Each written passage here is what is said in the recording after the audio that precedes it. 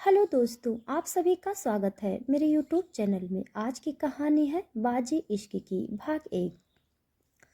आज शादी हो रही थी उसकी। किसके साथ हो रही थी और क्यों हो रही थी ये वो कुछ भी नहीं जानती थी। उसे तो सख्ती से तैयार होने का आदेश दिया गया था और बिना उसकी अनुमति के उसे तैयार भी कर दिया गया था, मानो एक गुड़िया को कपड़े पहनाकर मंडप में बैठा दिया गया हो। हर तरफ चहल पहल थी। औरतें ठहाके लगा रही थी। आदमी लोग इधर उधर दौड़ भाग कर रहे थे। सब बहुत खुश थे। बस खुश नहीं थी तो वो थी दुल्हन, जिसकी जिंदगी आज बदलने वाली थी। वो किसी गुड़िया की तरह मंडप के पास रखी एक कुर्सी पर बैठी थी और हवन की अग्नि को लगातार देख रही थी। उसे कोई फर्क नहीं पड़ रहा था कि उसकी शादी हो रही है या फिर कितने लोग उसके आसपास बैठे हैं। उसे तो बस यही लग रहा था कि वो एक जहन्नुम से निकलकर दूसरे जहन्नुम में जा रही थी। यहाँ कुछ अपने कहने के लिए तो लोग थे, वहाँ ना जाने कौन होगा जिसके साथ वो रहेगी। वहीं उसी हॉल के एक कमरे में एक लड़की गुस्से में सामान को इधर उधर फेंक रही थी और उसके माता पिता उसे रोकने की कोशिश में लगे थे, लेकिन लड़की अपने आपे से बाहर थी। वो गुस्से में बोल रही थी कि आपने उसकी शादी कैसे फिक्स कर दी इतने अच्छे लड़के के साथ। वो तो मेरा होना चाहिए था। मैं उससे शादी करना चाहती हूँ। मैं उसकी प्रॉपर्टी पर अपना हक जताना चाहती हूँ, वो नहीं। लड़की के पापा ने उसे पकड़कर बेड पर बैठा दिया।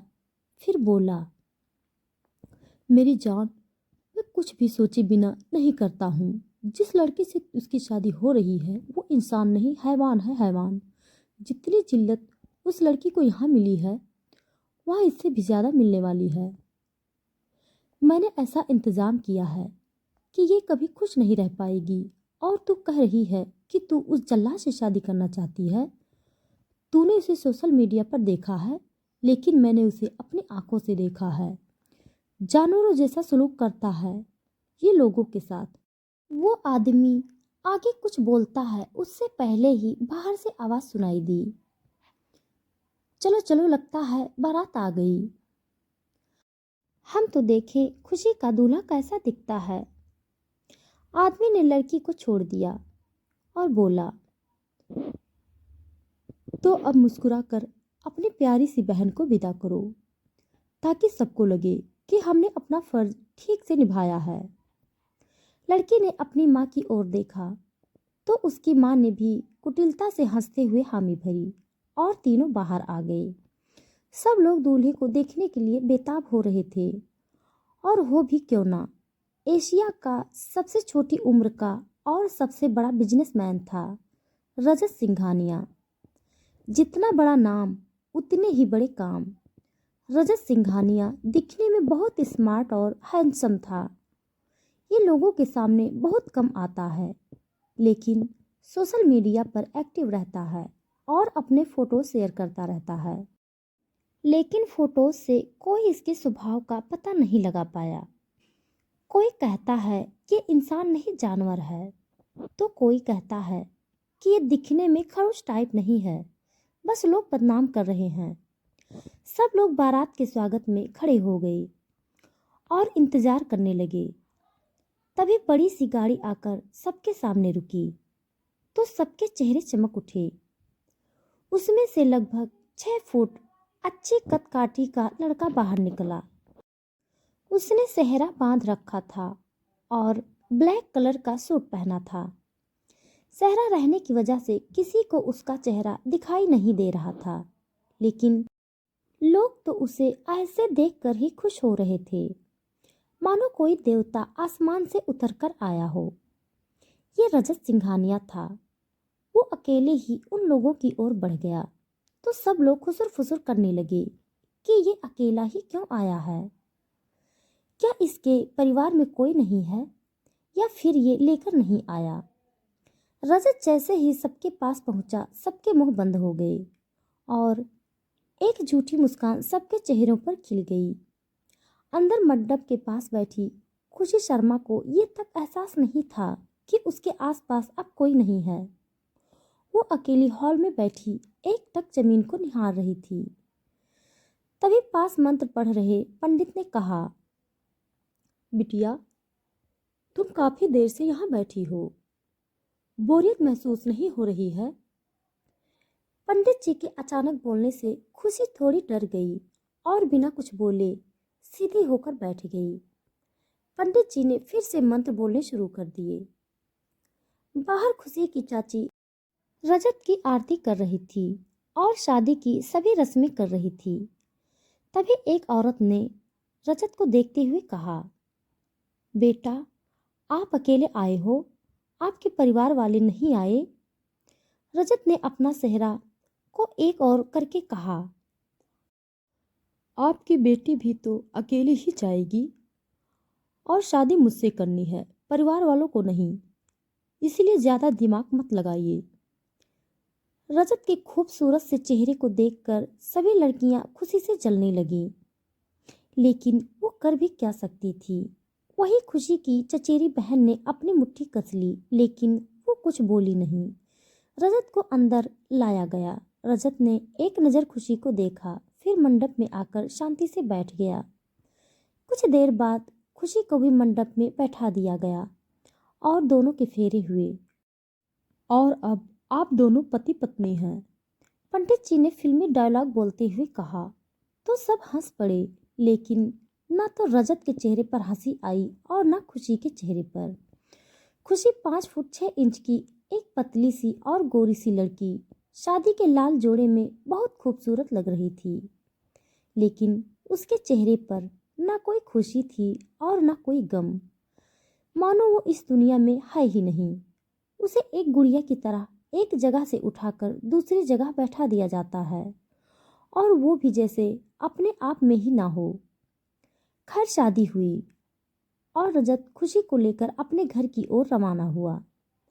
गाड़ी में रजत के ड्राइवर ने रजत और खुशी दोनों को खामोश देखकर कहा, वैसे सर, आपने वो वाला चुटकुला फेल कर दिया जिसमें कहते हैं कि लड़का बारात लेकर जाता है और वो शेरनी अकेली आती है।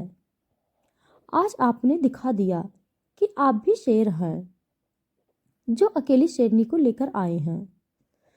रजत ने ड्राइवर को घूर कर देखा, फिर बोला, ये बकवास जोक मारने से अच्छा गाड़ी चलाने पर ध्यान दो। रजत ने एक नज़र खुशी को देखा, जो बाहर देखकर बिना किसी भाव के आराम से बैठी थी।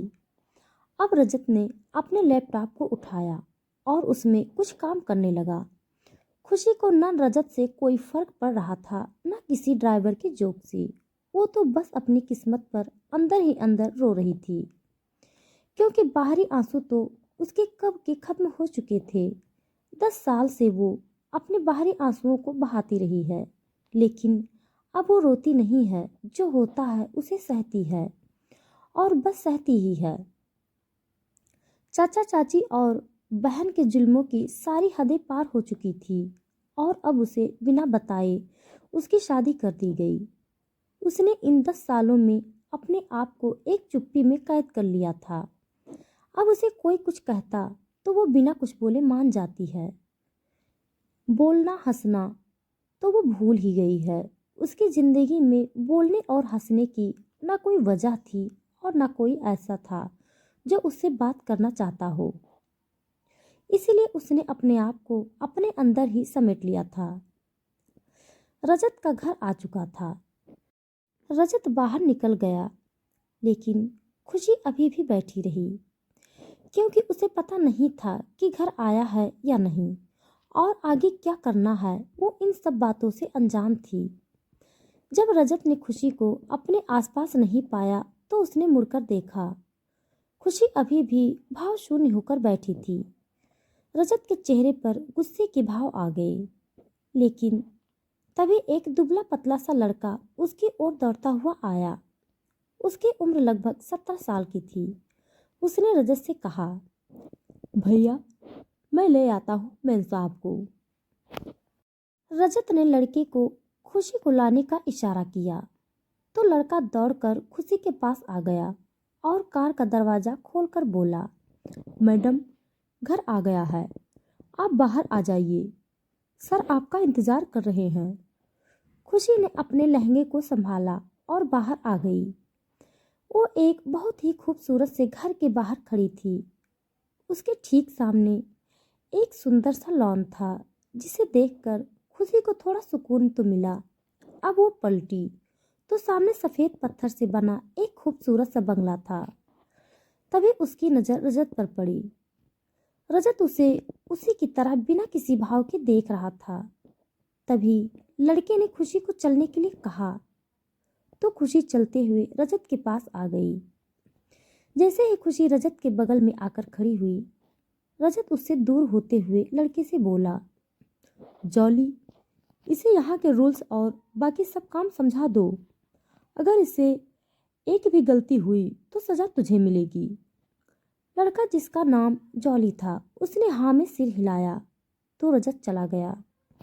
वहीं खुशी रजत को हैरानी से जाते हुए देख रही थी। जॉली ने खुशी को देखकर कहा, आप बहुत खूबसूरत हैं मैम। खुशी ने खाली नजरों से जॉली को देखा और अंदर ही अंदर उसे एहसास हुआ कि पहली बार किसी ने उसकी तारीफ की, उसको इज्जत दी है। जब जॉली ने खुशी के चेहरे पर कोई इंप्रेशन नहीं देखे तो वो उदास होकर बोला, आप भी बिल्कुल सर की तरह ही हैं, लेकिन आपको यहाँ नहीं आना चाहिए था। ये जगह आपके लिए नहीं है। खुशी ने बिना कुछ कहे चलना शुरू कर दिया तो जॉली भी उसके साथ चलते हुए बोला, आप इस घर में पहली औरत हैं। इससे पहले यहाँ कोई औरत नहीं आई और ना ही यहाँ कोई औरत है, इसीलिए आपको और सावधानी से रहना होगा। जॉली अब खुशी के आगे आगे चलने लगा और फिर बोला, यहाँ सब लोग बहुत कम बातें करते हैं, सब अपने काम से काम रखते हैं। वैसे तो रजत साहब ही हैं यहाँ, और अब आप और एक कमरे में एक वृद्ध आदमी है जो कभी बाहर नहीं आते हैं। शायद वो बीमार हैं और आपको सुबह नाश्ते के लिए 8 बजे डाइनिंग टेबल पर आना है। 1 मिनट भी लेट होने पर आपको नाश्ता नहीं दिया जाएगा। नाश्ते की टेबल पर ही रजत सर से आपकी मुलाकात होगी और आपको जो बात करनी हो आप वहाँ कर सकती हैं। फिर दोपहर का खाना आपके कमरे में पहुँचा दिया जाएगा।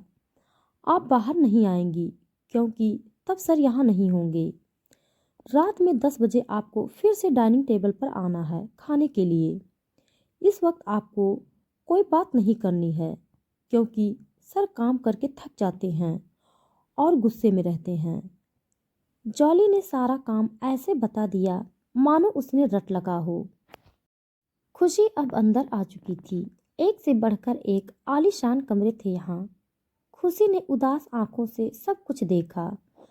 जॉली ने उसे उसके कमरे तक पहुंचा दिया और वापस चला गया। खुशी आकर बेड पर बैठकर लंबी लंबी सांसें लेने लगी। कहा तो उसने सोचा था कि कम से कम शादी के बाद तो उसे इस तरह जिल्लत की जिंदगी नहीं जीनी पड़ेगी, और कहाँ आज यहाँ आते ही उसे घर के रूल्स सुना दिए गए हैं। एक लड़की दुल्हन बनकर हजारों ख्वाब और ख्वाहिश रखती है और चाहती है कि ससुराल में उसे वो सब मिले जिसकी ख्वाहिश उसने की थी, लेकिन यहाँ तो बिल्कुल विपरीत था। खुशी के यहाँ आने पर किसी ने स्वागत ही नहीं किया, ना ही कोई रस्म की गई।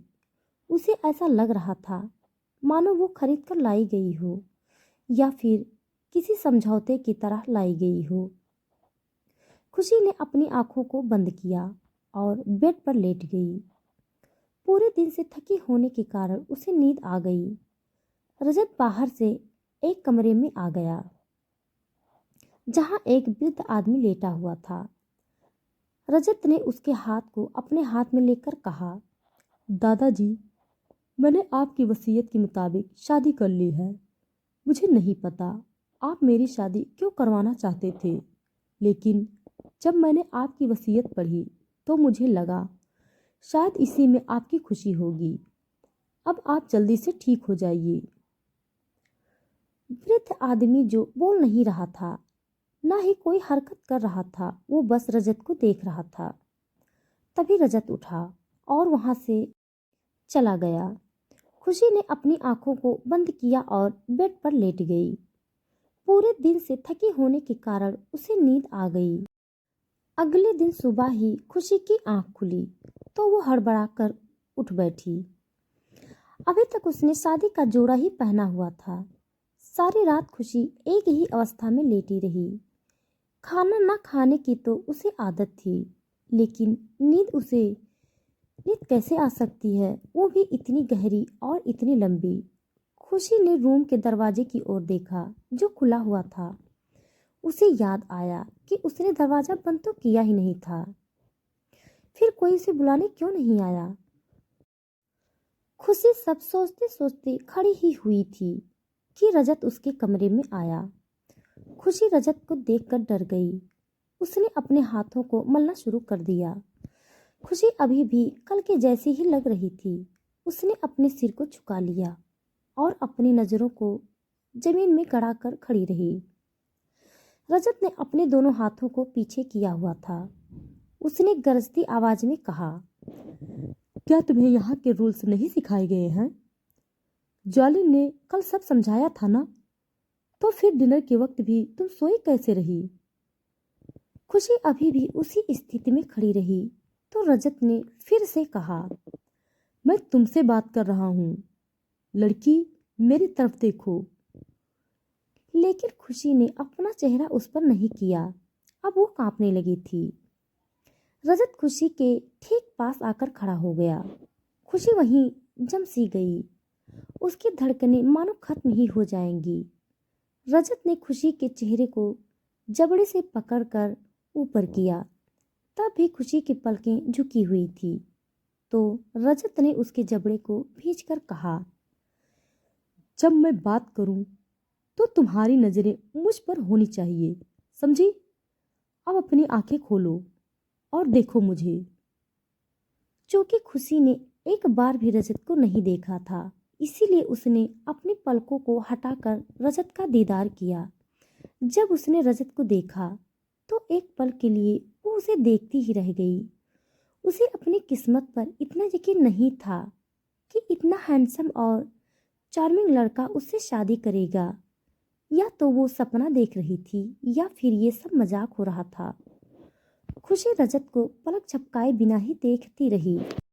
वहीं जब रजत ने खुशी की आंखों को देखा तो वो हैरान रह गया। इतनी खूबसूरत आंखें उसने आज तक नहीं देखी थी। इतनी मासूमियत भरी आंखें रजत के दिल को लुभा रही थी। साथ ही उन खूबसूरत सी आंखों में पसरा वो खालीपन और अकेलापन भी रजत से छुपा नहीं। रजत खुशी की आंखों में खो गया। तभी उसे कुछ याद आया और उसने गुस्से से खुशी के जबड़े को भींचकर खुद से दूर धकेल दिया। खुशी हैरान से रजत को देखने लगी तो रजत ने फिर से अपने दोनों हाथों को पीछे की ओर किया और खुशी को घूरते हुए बोला, 15 मिनट है तुम्हारे पास, अपना हुलिया ठीक करो और नाश्ते की टेबल पर आओ। खुशी ने कोई हरकत नहीं की तो रजत चला गया। रजत के जाने के ठीक बाद जॉली कमरे में आया और हैरान परेशान सा बोला, आपको बताया था ना मैंने, किस समय पर खाने के लिए आ जाया करें। मैं आया था आपको बुलाने, लेकिन आप सो रही थी, इसीलिए मजबूरन मुझे सर को बताना पड़ा। खुशी कुछ नहीं बोली तो जॉली आगे बोला, अब आप जल्दी से कपड़े बदलिए, आपके 5 मिनट तो वेस्ट भी हो गए हैं। सर नीचे आपका इंतजार कर रहे हैं। खुशी हड़बड़ी में बाथरूम देखने लगी तो जॉली ने बाथरूम की ओर इशारा करके कहा, वो वहाँ, और कपड़े यहाँ बाहर अलमारी में हैं, प्लीज लेट नहीं होना। खुशी जल्दी जल्दी अपने कपड़े निकालने लगी। जल्दी करने से उसके हाथ कांपने लगे थे, इसीलिए कभी उसके कहीं पिन चुभ जाती तो कभी कहीं। फिर भी वो अपनी पूरी कोशिश कर रही थी। उसका हाथ जगह जगह चोट से भर गया। आखिर 7 मिनट में उसने अपने कपड़े और जूड़े को खोला था। अब वो जल्दी से नहाकर बाहर आई और अलमारी में कपड़े ढूंढने लगी। अलमारी में एक से बढ़कर एक कपड़े थे जो वेस्टर्न स्टाइल में थे। खुशी एक साधारण सी लड़की थी। उसे वेस्टर्न कपड़े न तो पसंद थे न ही उसे पहनने आते थे। इसीलिए उसने अपने बैग से एक कुर्ता निकाला और साथ में जींस पहन ली। उसने अपने गीले बालों को ऐसे ही छोड़ ऊपर से दुपट्टा डाल लिया। रजत के दिए वक्त से 5 मिनट लेट हो चुकी थी। वो अब खुशी के हाथ पैर फिर से कांपने लगे थे। लेकिन क्या करती, बाहर तो उसे जाना ही था। इसीलिए उसने अपने साधारण से स्लीपर पहने और बाहर चली आ गई। रजत अब भी खुशी के इंतजार में बैठा था। वो लगातार घड़ी को देखकर जॉली की ओर घूरता। तभी खुशी उसे आती हुई दिखाई दी, साधारण से कपड़ों में और बिना मेकअप के, सिर पर दुपट्टा लिए। वो दिल हसीन लग रही थी। खुशी की पलकें अभी भी झुकी हुई थी। रजत एक टक उसे देखता रहा।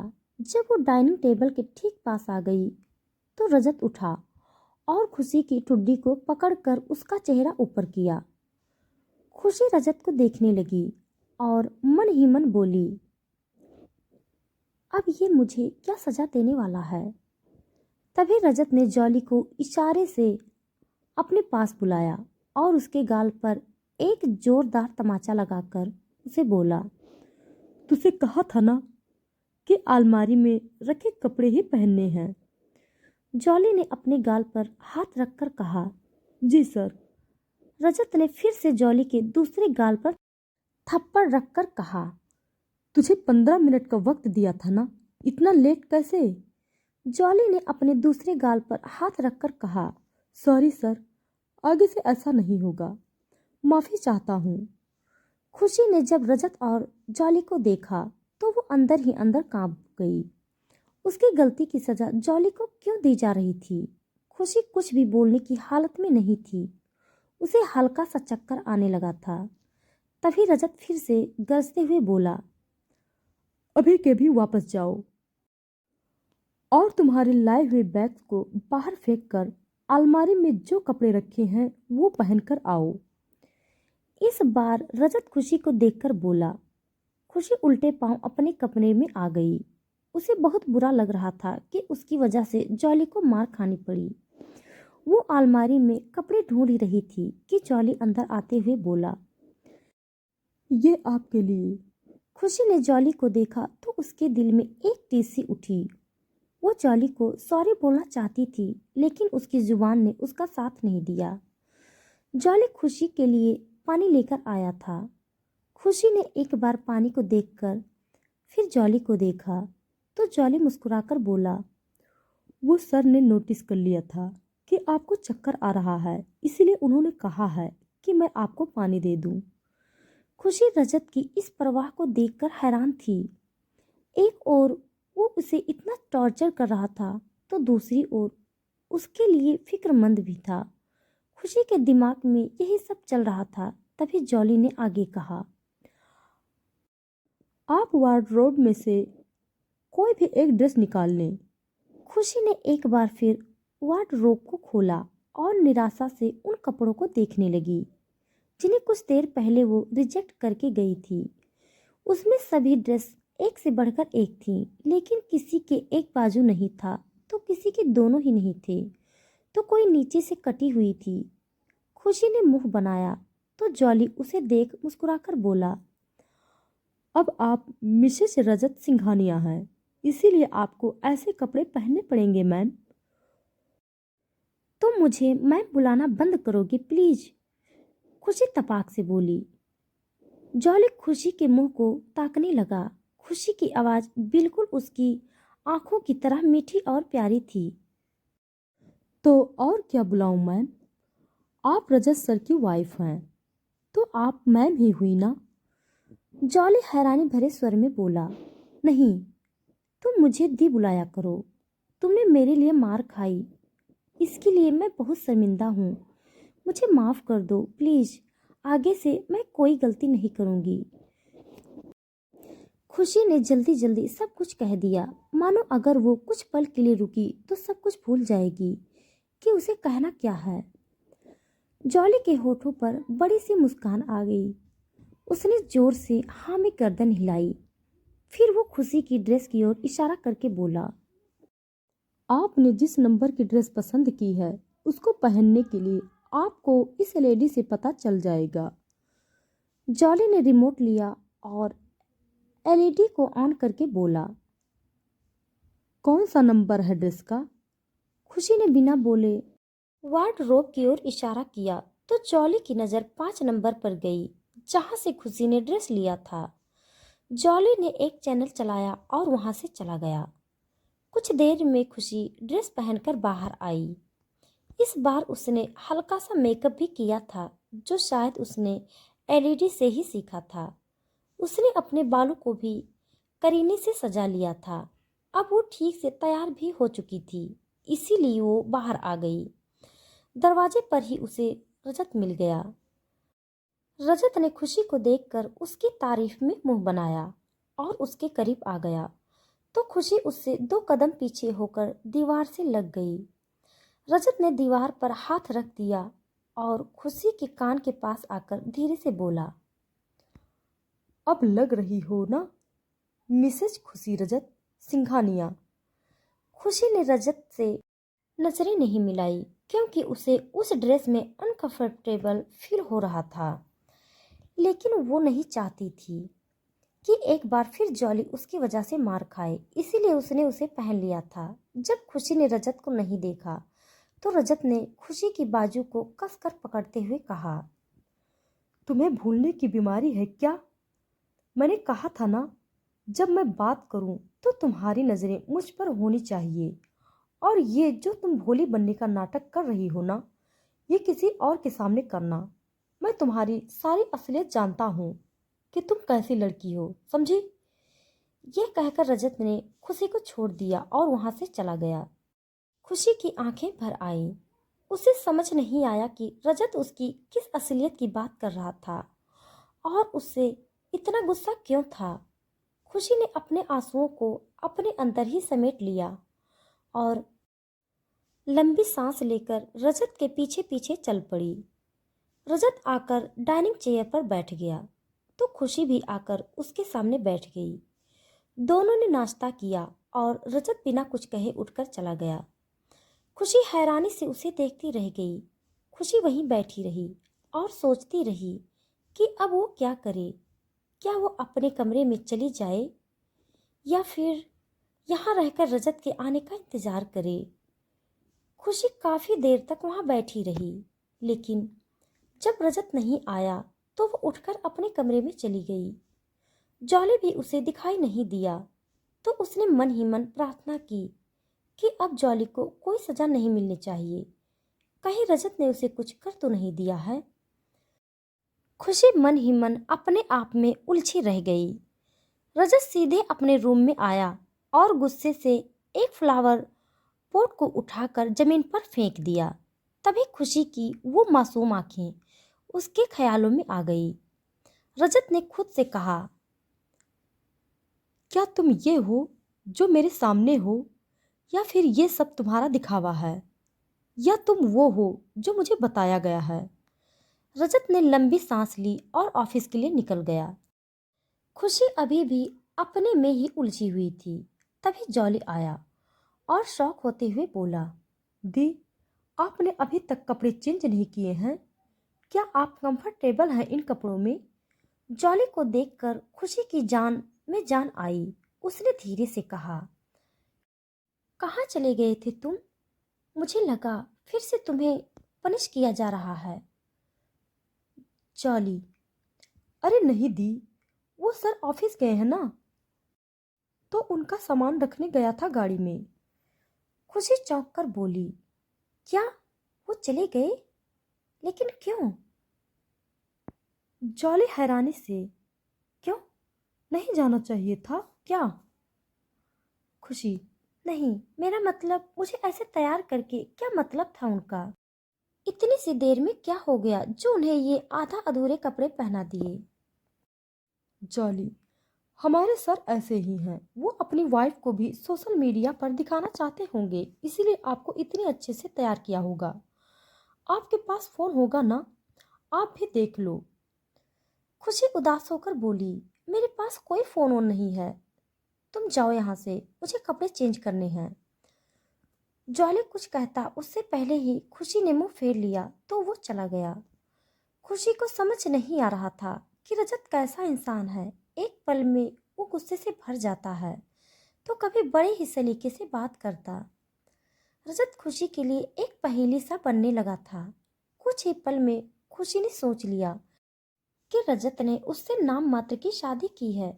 उसे बस उसे परेशान करने में और लोगों को अपनी रेपुटेशन दिखाने के लिए ही रखा है।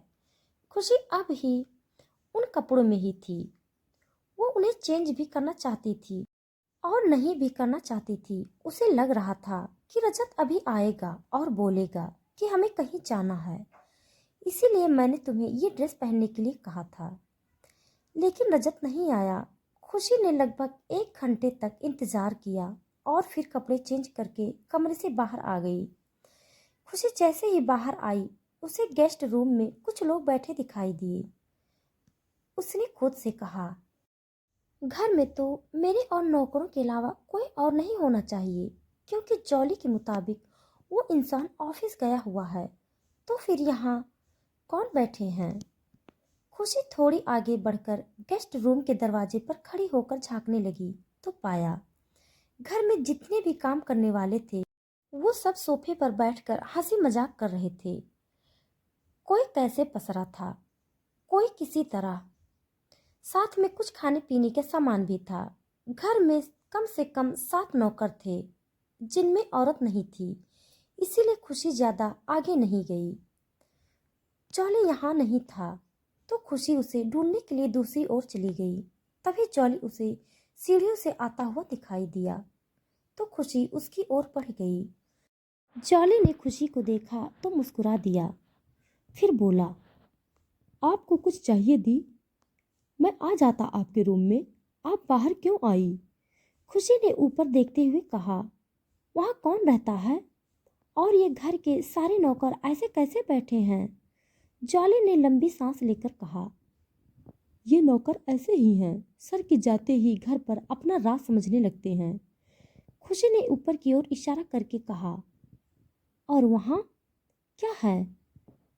जॉली, वहाँ सर के दादाजी रहते हैं, वो बीमार हैं, चल फिर नहीं सकते, ना ही बोल सकते हैं, बस देख और सुन सकते हैं। खुशी जॉली की बात सुनते ही जल्दी जल्दी सीढ़ियाँ चढ़ते हुए बोली, अच्छा, मैं मिलकर आती हूँ।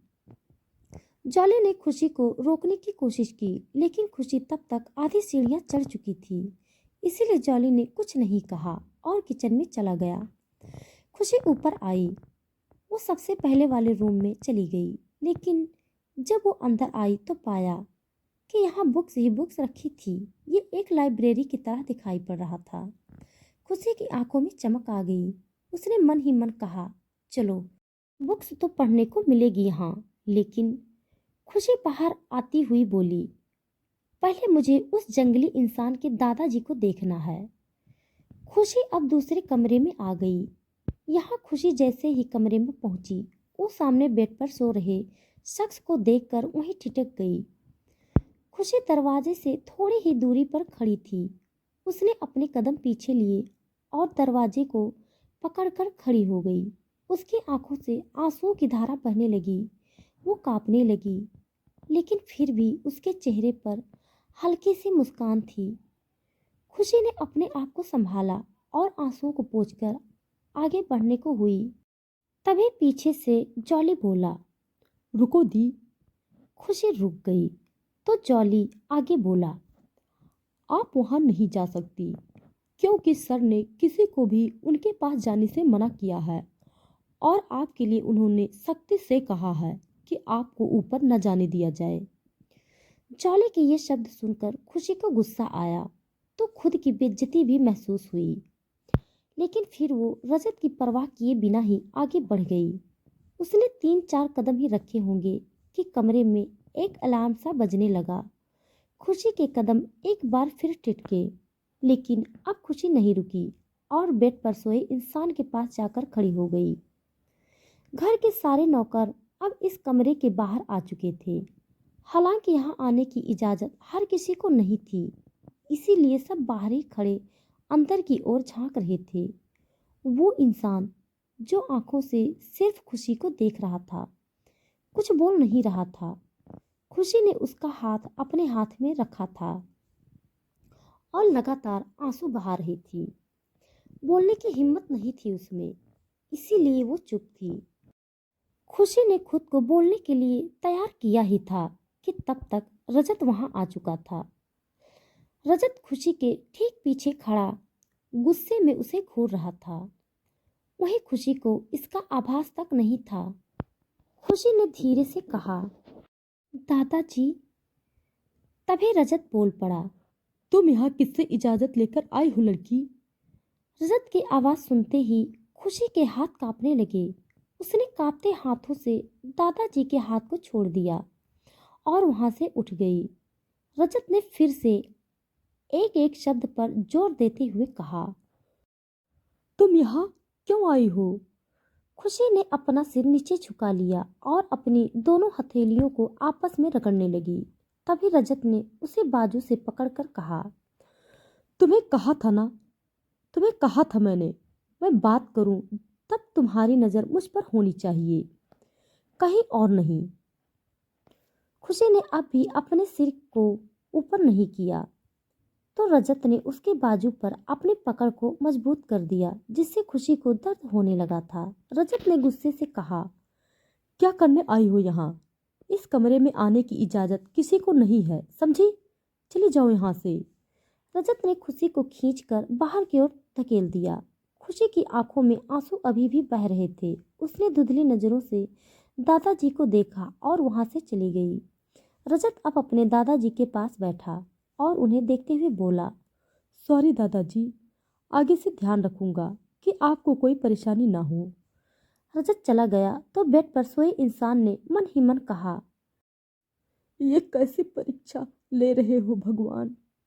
मैं बोल नहीं सकता, उठ नहीं सकता, रो नहीं सकता, कुछ भी तो नहीं कर सकता। मैं राजवीर सिंघानिया, जो कभी मशहूर बिजनेसमैन हुआ करता था, आज इस हालत में पड़ा हूँ। मैंने तो कभी किसी का कुछ बुरा नहीं किया, फिर मुझे ऐसी सजा क्यों दिया कि मैं ये भी नहीं कह पा रहा हूँ कि मुझे किसी के आने से परेशानी नहीं होती, बल्कि मुझे अच्छा लगता है। ये मेरा ना समझ पोता इस सोचता है मैं अकेले यहाँ पड़ा पड़ा खुश हूँ। कभी इसके साथ ऐसा हो ना, तब पता चले इसे। कुछ वक्त अकेले कमरे में बिताना पड़े बिना किसी फोन या इंसान के तो कैसा लगता है, नालायक कहीं का। इधर खुशी अपने रूम में आई और जोर जोर से रोने लगी। चौले भी उसके पास ही खड़ा था और उसके रोने का कारण जानने की कोशिश कर रहा था, लेकिन खुशी कुछ नहीं बोल रही थी, इसलिए वो वहां से चला गया क्योंकि वो जानता था अब रजत यहाँ आने वाला है।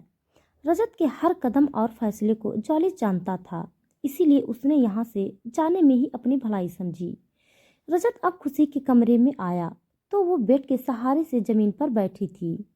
उसका चेहरा दूसरी ओर था, जिससे रजत उसे रोते हुए नहीं देख पाया।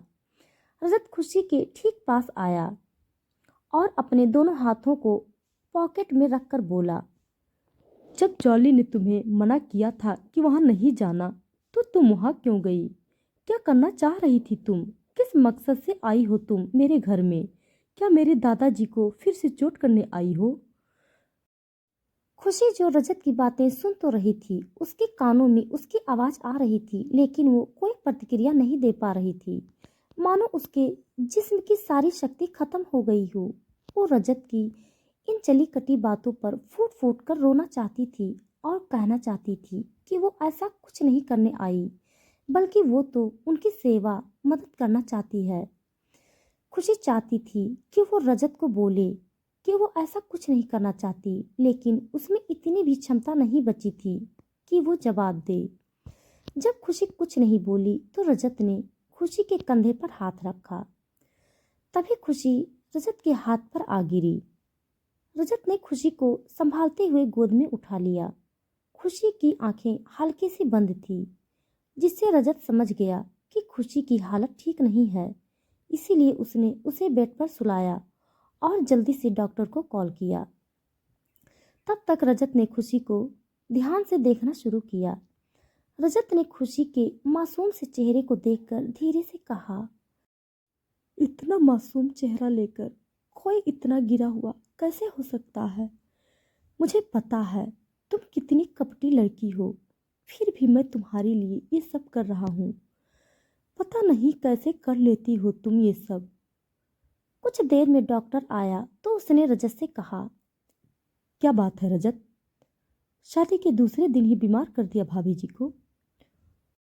डॉक्टर रजत का दोस्त ही था, इसीलिए उसने मजाकिया अंदाज में ये सब बोला था।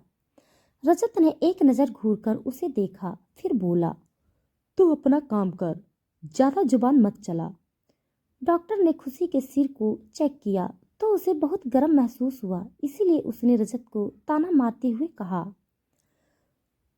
बुखार है इन्हें, लगता है ठीक से ध्यान नहीं रखा तूने। रजत कुछ नहीं बोला तो डॉक्टर ने खुशी की नब्ज देखी तो उसके चेहरे पर अजीब से भाव आ गए। अब उसने अपने साथ लाए बैग को खोला और उसमें से कुछ सामान निकालकर खुशी को चेक करने लगा। तभी रजत बोल पड़ा, ये क्या कर रहा है तू? इन सब चीजों की जरूरत कहाँ से पड़ गई? नॉर्मल फीवर ही होगा ना? दवा दे और जल्दी से काम खत्म कर। डॉक्टर ने रजत की बात पर कोई ध्यान नहीं दिया। वो कभी खुशी की आंखों को खोलकर देखता तो कभी उसके दिल की धड़कन सुनता। करीब 15 मिनट बाद डॉक्टर ने अपने चेहरे पर हैरानी भरे भाव लेकर कहा, तुझसे जरूरी बात करनी है, बाहर चल। रजत को कुछ समझ नहीं आया, लेकिन वो उसके पीछे पीछे चल दिया। डॉक्टर ने बाहर आकर कुछ दवाइयां लिखकर जॉली को लाने के लिए भेज दिया। जॉली चला गया तो उसने रजत की ओर देखकर कहा, देख भाई, तेरी नई नवेली दुल्हन की हालत ठीक नहीं है। वो किसी चीज से या बात से तनाव में है और मुझे लगता है ये तनाव काफी वक्त से है। वो इतनी कमजोर है कि खुद उठ भी नहीं सकती। पता नहीं इतने दिन में कैसे ये सब झेल रही है। अभी तक मुझे तो यही समझ आया, बाकी जब वो होश में आएगी सब पता चलेगा कि क्या बात है। रजत को जैसे कोई धक्का सा लगा था, क्योंकि जो उसे खुशी के बारे में बताया गया था वो उससे बिल्कुल अलग बिहेव कर रही थी। उसे बताया गया था कि खुशी बोल्ड लड़की है, वो किसी की परवाह नहीं करती, उसे बस पैसे से मतलब है, इसीलिए वो उससे शादी कर रही है। लेकिन जैसा उसके डॉक्टर यानी दोस्त ने बताया था कि वो तनाव में है, तो किस वजह से वो तनाव में थी, उसे उसके पैसे तो वो दे चुका था। रजत खुशी को समझने में एक बार फिर हार गया था। जॉली आया तो डॉक्टर ने खुशी को कुछ इंजेक्शन दिए और रजत से उसका ख्याल रखने के लिए बोलकर चला गया। रजत ऑफिस जाना चाहता था, लेकिन खुशी को अकेले भी नहीं छोड़ना चाह रहा था। वो न चाहते हुए भी खुशी की ओर खींचा चला जा रहा था। वो जितना खुशी से दूर जाना चाहता था, वक्त उसे उसके करीब ला रहा था। रजत सोफे पर बैठा खुशी को देख रहा था। उसे खुशी के चाचा की बात याद आई कि खुशी सिर्फ पैसों से प्यार करती है, इसीलिए आप उसे पैसे दीजिए और फिर आप जो कहेंगे वो करेगी। रजत के दिमाग में एक बार फिर खुशी के लिए नफरत पैदा हो गई और वो उठकर चला गया। तो दोस्तों आज के लिए बस इतना। इसके आगे का भाग जानने के लिए आप हमारे साथ बने रहिए। हमारी कहानी आपको कैसी लग रही है कमेंट बॉक्स में ज़रूर बताइएगा।